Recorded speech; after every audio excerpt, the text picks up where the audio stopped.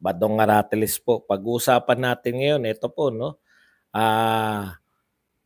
Ang Senado po ni Senate President Mig Zubiri, bakit po pumapayag na, tila yata pumapayag na gamitin, no? Para isalba ang reputasyon ng House of Representatives at saka nitong Chacha. Marami pa pong ibang balita. Pabubulaanan po natin yung bintang ng Vera Files na pabago-bago po si Pangulong Duterte ng pronouncement hinggil sa kanyang pagtakbo. At ganun din po yung mga iba pang problema na kinakaharap ngayon ng pamahalaan. Yan po ang paglilingkod natin, pero bago yan, kung bago ka pa lang dito sa ating channel, mag-subscribe ka na. Dahil ito lang ang tanging channel na may kinikilingan, may pinapanigan. Una sa balita, huli sa impormasyon, kaya ano pang hinihintay nyo? Pindot na, okay? Pag-usapan po natin, no? Unahin po muna natin tong maliliit na balita. Ito po. Sabi po ng Vera Files, pinak-check na naman po si former President Digong, no? Sabi rito, si former President Rodrigo Duterte daw changes tune on running for public office in the 2025 election, saying his body can no longer bear it. Duterte, who is turning 79 years old in March, claimed in November that he will come out of retirement, no, to run for Senate seat or the vice presidency if his daughter, Vice President Sara Duterte, is impeached. Okay. Tapos ngayon daw, binago na raw ito ni Pangulong Duterte, yung sinasabi niya na tatakbo siya. Binago niya na raw. Ang sabi niya raw ngayon, ito po yung kinukot nila ngayon kay Pangulong Duterte.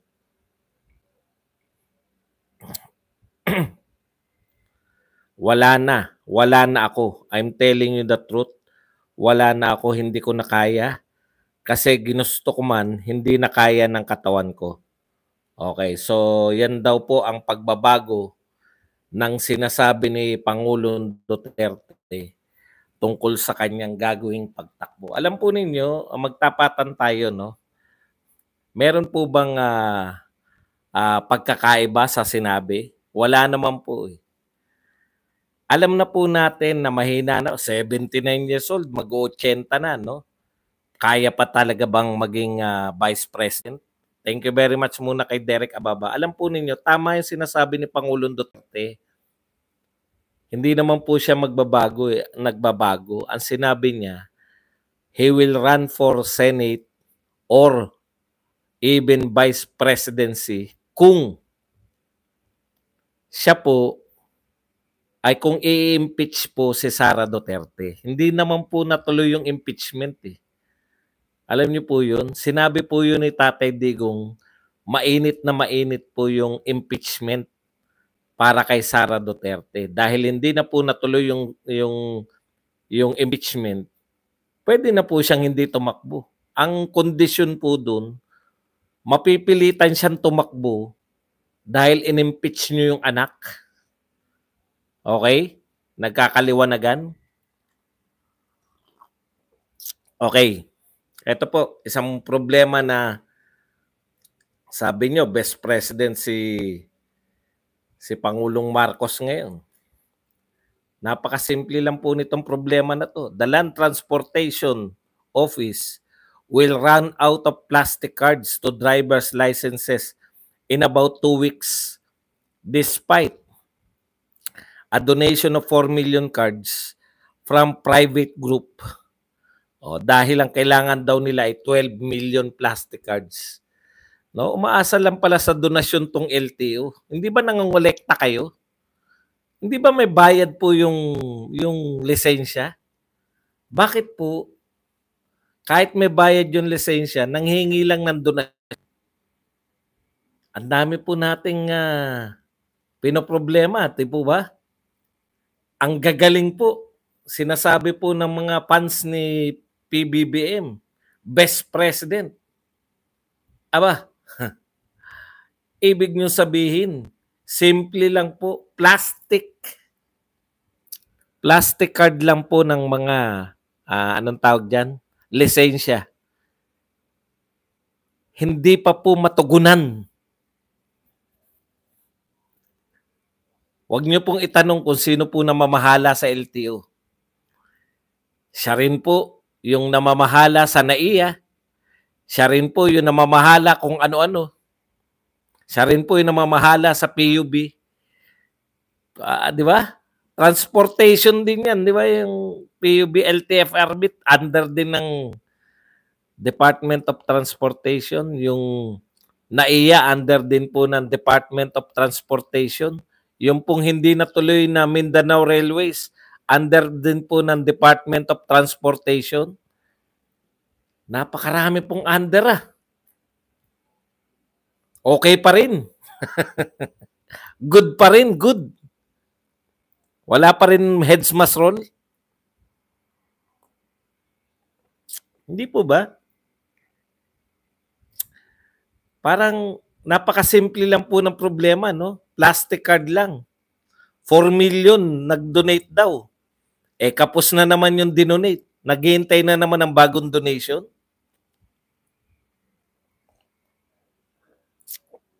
Ay, nako. Okay. Isang departamento, isang bahagi ng punta na po tayo rito sa ating main topic. Ang katanungan ko po ay ito, di ba? Huwag na nating basahin yung papansin ni Lenny, sumisikat pa May mga pahayag po ngayon si Senator Zubiri na feeling niya sikat na sikat po siya, no?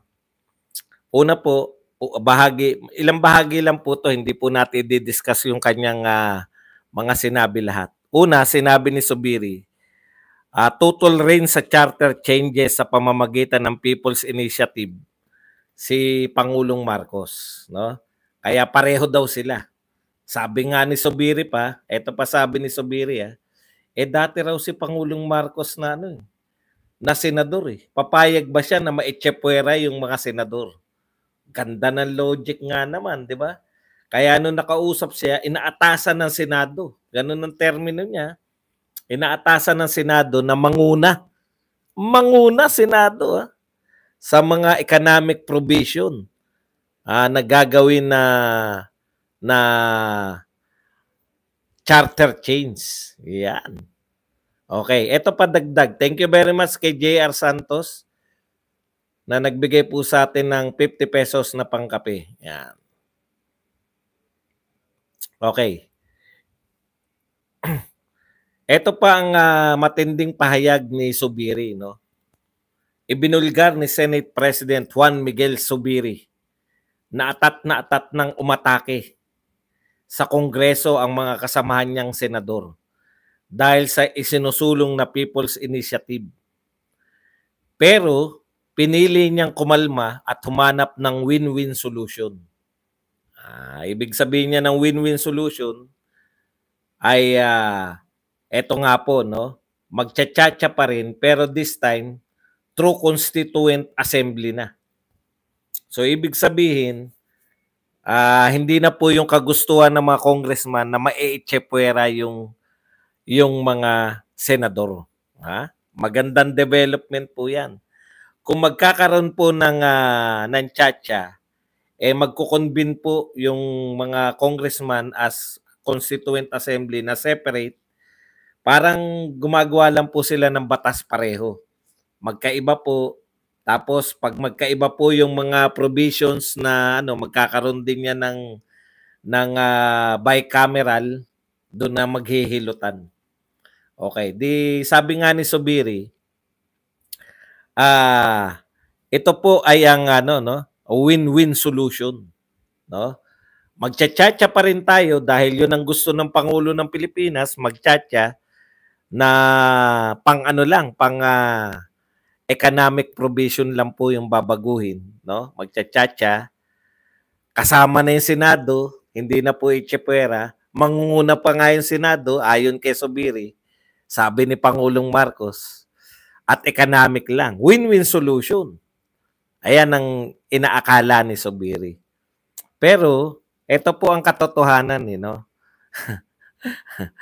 Alam po ninyo, Ginoong Zubiri, Senate President Zubiri, Senator Zubiri, mawalang galang na po sa mukhang sikat na sikat kayo ngayon, no?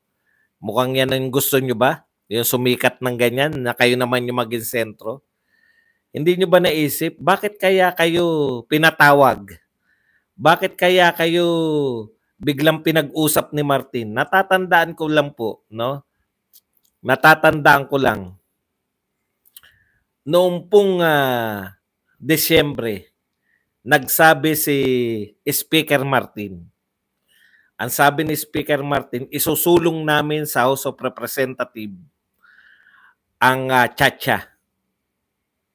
Hindi ko alam kung si Speaker Martin din to, pero tinitiyak ko na isa sa mga congressman na nagsabi na pinag-aaralan nila na magkaroon ng Chacha na hindi kasama yung Senado. Kasi pagkasama ang Senado, laging hindi natutuloy yung pag-amyenda ng konstitusyon.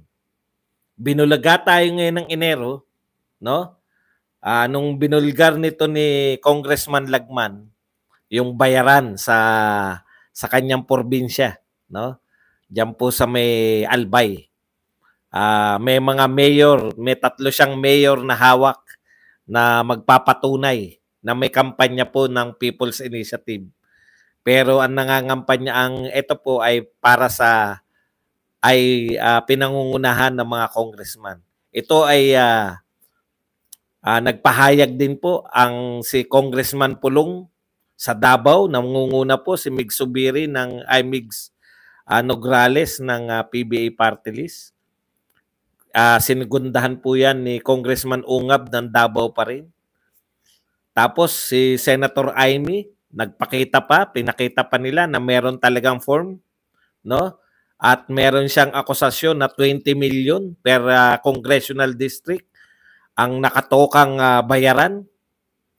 Quezon City, meron din pong mga video ang TV5, News 5 na nagsasabi na sila ay pinangakuan ng ayuda kaya sila pumirma.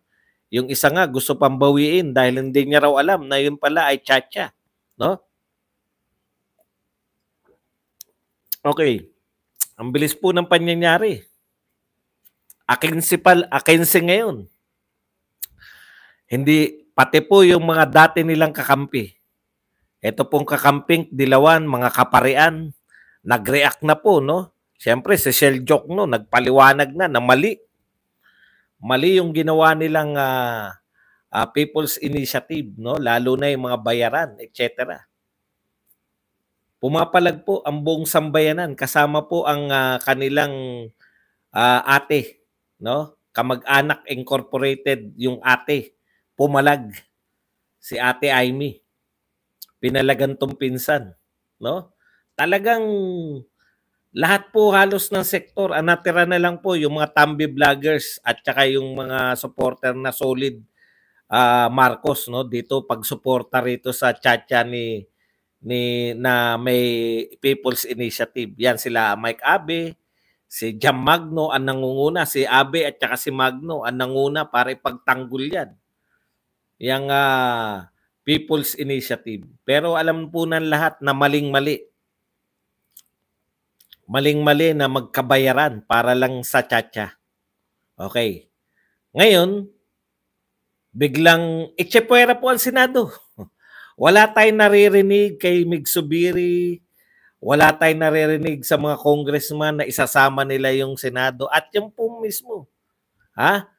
Yun po mismo ay galing po sa mga congressman na parang People's Initiative, Echepuera nila sa botohan o isasama nila yung magbobotohan na as one, no? Yung hindi po separately. Joint Joint po ang botohan. So kung isang senador, katumbas lang siya ng isang congressman. 300 yung congressman. Yung mga senador 24 lang. Kahit na anong isipin ko, mawawala po ng kapangyarihan yung senador. Sabi ko nga, yung simpleng batas na pagpapalit ng pangalan ng isang kalye, hindi gaano maapektuhan ang lahat kasi kalye lang yun lang maapektuhan. Dating Siling Labuyo Road, ginawang Alfredo Aratilis Senior Road. Kinakailangan pa pong separate, bumuboto yung Kongreso at saka mga senador. Pero dito, babaguhin mo yung saligang batas. Sama-sama sila. Yan po yung laman ng pinapipirmahan. Ang naglantad po niyan si Amy Marcos mismo. Okay, matapos po to lahat, napapahiya na po ang pamahalaan dahil hindi po makakapaghugas kamay to si Pangulong Marcos. May pronouncement po siya na magsusulong ng tiyatya. At ito lang po yung nakikitang isinusulong na tiyatya. Hindi po kumikibo si Mig Zubiri hanggang sa ngayong araw na to. Dami po nangyari. Sa madaling salita, no? Pakinggan nyo lang po muna ako. Sa madaling salita, mga kapatid, eto na si Mig Zubiri. Biglang siya na ngayon na nag-announce na eto maganda ang tiyatya kasi separately boboto na sila. Bakit po? To save face, 'di ba? Nakita na po, maanomalya to, nagpapatawag na yung mga Makabayan Black, gusto na nila imbestigahan. Nagpapatawag to si Risa Ontiveros na muling nabuhay na maguli. Nagsabi na po to meron na pong resolusyon si Amy Marcos na iimbestigahan itong People's Initiative kuno, no? To save face yung Kongreso para isalba yung House of Representatives sa pamumuno ni Martin. Ito po ang device. Alam niyo po, kalahan niyo lang yung Pangulo ng Pilipinas. Sunod-sunuran, no? Baliktad po eh. Ako, iba nakikita ko na ngayon. Mentras na nakikilala ko sila. Nakikilala ko po yung laro ngayon. Nakikita natin. Tignan po ninyo. Saving face, hindi lang po saving face to. Yari po sila, lahat po ng tao nagde-demand. Aba, hindi po kami papayag. Hindi po pumapayag ang kulto ni Digong na basta na lang, ang mangyayari po, eto na lang isulong natin. Kakalimutan na. Paano po yung mga binigay na pera? Paano po yung akusasyon ni Amy? Akusasyon, senador po yung nag-aakusa na may 20 million nakatoka sa mga congressman. Bribery po yan. Hindi po tayo papayag. Hindi, sinisave nila, baka akala nila nakakalimot yung tao. Kinakailangan, ituloy niyo yung mga investigasyon, Senator Amy. Aba, managot ang dapat managot. Hindi po pwedeng pera ng taong bayan yung pinamigay. Pera ng taong bayan yung pinapangakong ipamimigay para pumirma. Hindi po pwedeng, kasi ang pronouncement, tinanong si Martin. Ano sinabi ni Martin?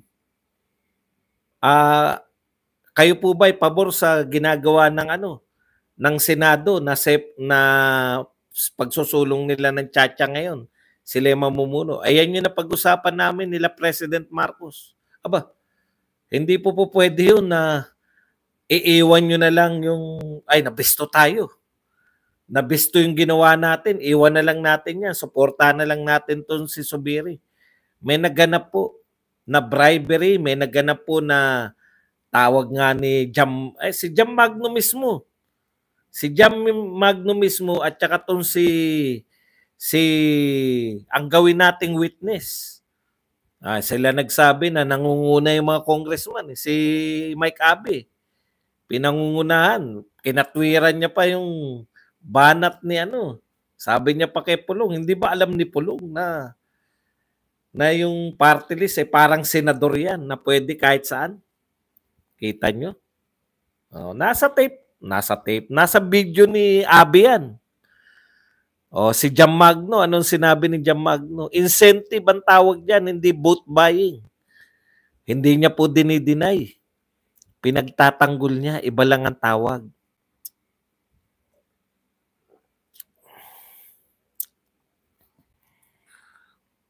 Pag hindi po nila tinuluyan ni Senator Amy, no? Senator Amy, pag hindi mo tinuloy yung kahit po sabihin na tinigil na nila, may pera pong involved . At yan po pera ng taong bayan. Hindi po pwede yung kung yung confidential fund na legal, hindi nyo tinantanan . Pinasama nyo ng pinasama si Sara Duterte kahit walang anomalya . Ngayon, eto, maanomalya, titigilan nyo. That's unfair. Hindi po pwede yan. Palabasin nyo po na walang anomalya dyan sa bayaran na yan. Palabasin yung tama, yung tinitwist ni Jam Magno na yan ay incentive. Kailan pa po pwedeng magbigay ng incentive? Incentive saan? Pag pumirma ka, may incentive ka. Hindi lang po alam ni Jam Magno ang tawag doon. Pero ang tawag po namin doon ay nakalimutan ko.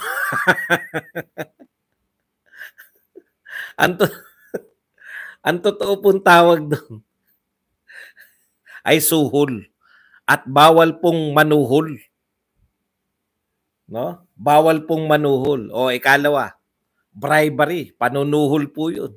Ikalawa po, magko-convince sila, okay tayo, sabihin, okay naman pala . Hindi na pala tuloy yung yung congressman lang yung masusunod. May say na pala yung Senado. Okay. Pinangangalandakan nila na economic lang yung babaguhin. Paano kami natiyak na pag nag-usap-usap yung mga congressman, nag-usap-usap yung mga senador, hindi nila babaguhin yung mga termino ng office, hindi nila palalawakin yung sa bagay, wala po kaming problema kung bibigay nyo ng pwedeng tumakbo yung presidente hindi kahit naman itong presidente na to hindi mananalo kay Sara Duterte. Gusto nga namin na magkaroon ng re-election para tumakbo ulit si Pangulong Marcos makaharap ni Sara. Kaya lang unfair po 'yan, no? Kaya alam nyo, mahal na Pangulo, hindi nyo na po maililigtas, no? Eto, gagamitin nyo yung Senado, ginagamit nila yung Senado ngayon. Mga senador, ang tatapang nyo nung confidential fund. Ikaw, Hontiveros, ang tapang mo ng confidential fund, wala ka namang binibintang na masamang ginawa si Sara Duterte. No? Eto, dito nyo palabasin yung tapang nyo. Senator, isumbong mo kay Tulfo. Napakatapang mo. Nagtataka nga ako sa iyo, Senator Tulfo. Ang tapang mo sa paniningil ng PTA. Hindi nyo ba napuna? Nilalahat ko na yung mga senador. Napakatapang nyo po nung naniningil ng PTA. Ayaw nyo maningil yung PTA. Naglabas pa kayo ng papel. Eto po ba sa tingin nyo walang umaangal? Okay lang po ba sa inyo na magkabayaran para sa pirma? Yan po si Jam Magno. Hindi po kami nakasaksi. Si Jam Magno po ang nagsabi na ang tawag dyan ay incentive. Hindi vote buying. Nasaan na po ang tapang nyo? Senator Tulfo. Kumibo na ba si Senator Tulfo tungkol dyan? Sa bayaran sa Chacha? Bakit dehin bokeh kayo? O yung manunula natin? Si Mr. Hart. Escudero. Mr. Escudero. Isang tula naman dyan ng hindi angkop o hindi wasto. ang pagbebenta ng boto.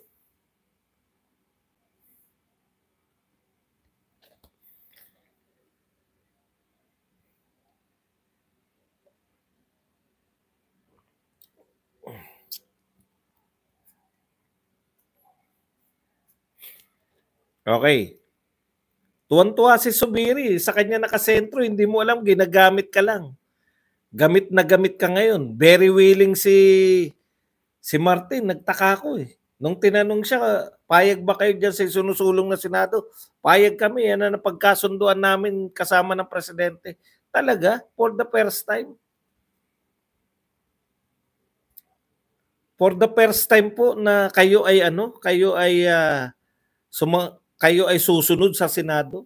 Sa bagay, hindi naman po sa Senado nang galing. Galing din sa presidente. Inatasan yung mahusay na pangulo ng Senado. Alam niyo po, excited po ko sa election eh. Una pong mangyayari niyan, tanggal po yan si Subiri. Yan po yata yung pinaka sa lahat ng mga Senate President. Sunod-sunuran sa House of Representatives, Speaker.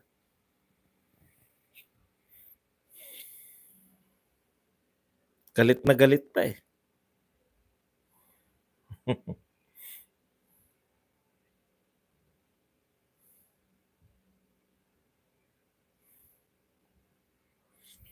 Okay, katulad po ng pakiusap namin, no? Alam niyo po, konting nakagawa lang ng maganda. Katulad po nito, the Philippine National Police presents its newly procured mobility assets, firearms and equipments that includes 100. So bumili po ng sasakyan yung PNP. Ito na naman po yung mga fans ni Pangulong Marcos. Dapat ganyan ang presidente, tahimik pero productive. Di gaya na nakaraan, puro bunganga ginagamit. Alam nyo, hindi nyo talaga maiwasan na bumanat, no? Alam nyo ba kung anong mga binili ni Pangulong Duterte para sa armed forces at sa mga pulis? Alam nyo, batiin nyo na lang si Pangulong Marcos. Baka mapahiya pa kayo.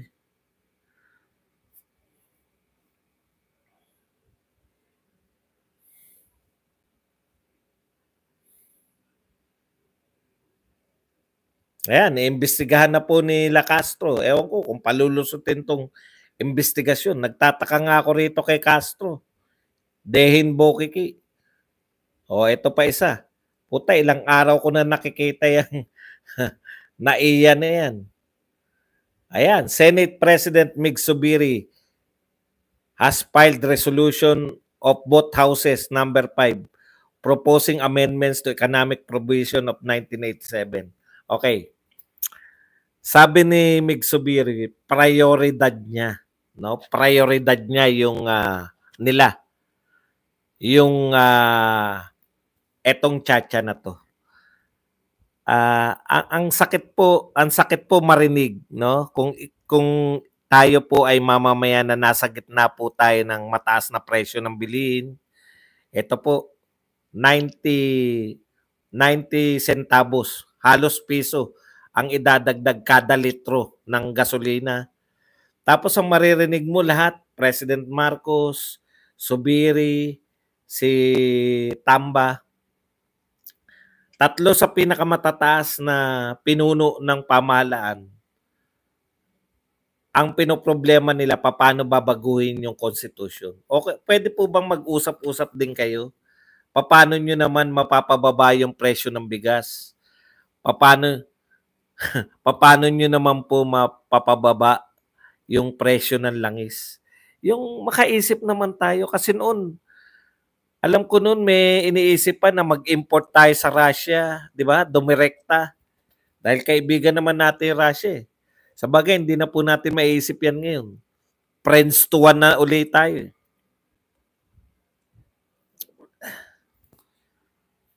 Hindi ko po maintindihan.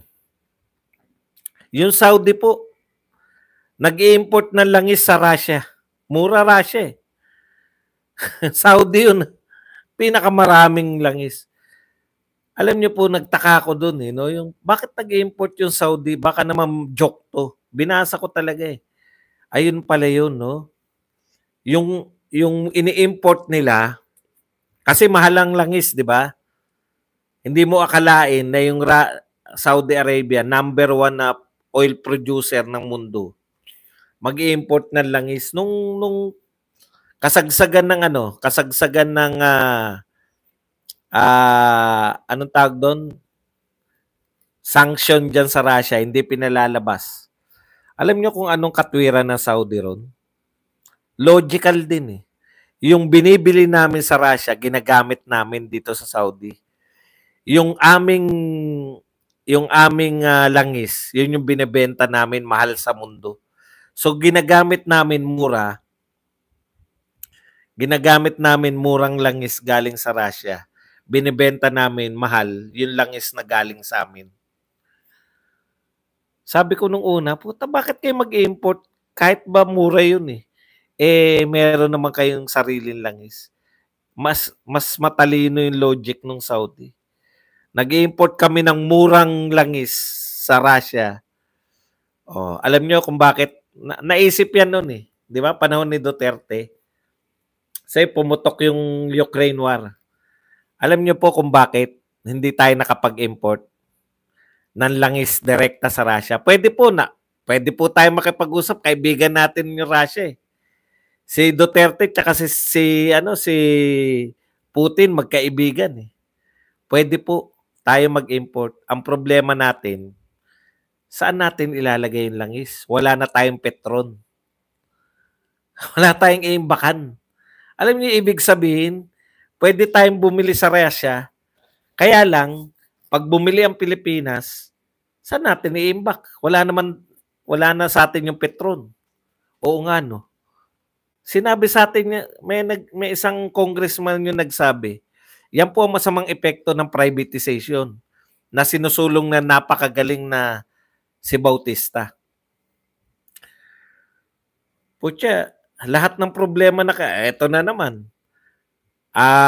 Card na naman. Card lang po ng ano. Ilang taon na buhat yata na nagsimula.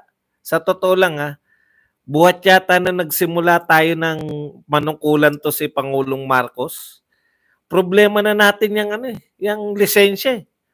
Hanggang ngayon, di masolusyonan eh. Bakit kaya hindi masolusyonan? Walang pera LT. Di ba, ako hindi po ako nagda-drive eh, kaya wala akong lisensya eh. Tanong ko lang po sa mga driver, libre po bang binibigay sa inyo yung lisensya? Di ba may bayad? Bakit naghihintay na magdo-donate, hindi bumili? Asan napupunta yung binabayad nyo? Wala po tayong, binenta po natin kasi yung petron.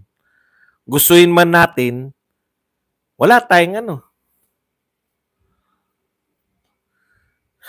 wala tayong iimbakan. Oh, may bayad pala. Bakit hindi sila bumili mula doon sa binabayad ninyo?